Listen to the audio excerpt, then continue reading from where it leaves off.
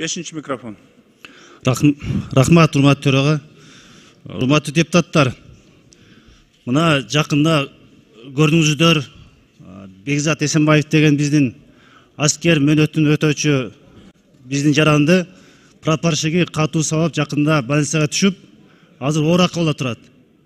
Урматтуу төрага өткөндө ушул маселени көтөрдүм эле. Бул биз ата-энелер балдарын мекенди коргоо үчүн жөнөтүп алса, булар барып туруп, кайра ошол жерден ур токмо калып, душмансыз жок эле ичинен бири-бирин кырып атат. Бул не деген эми көрүнүш? Ата-энелер бизге арызданып кайрылып атат. Барып мекенди коргообу же барып инвалид болуп келеби деп.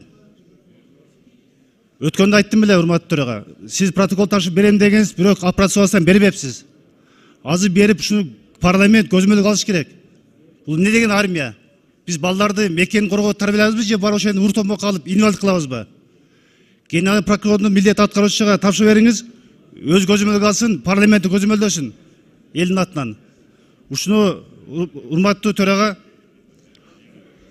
көзөмөлгө алып бүгүн тапшырып берип коюңуз деп сураныч.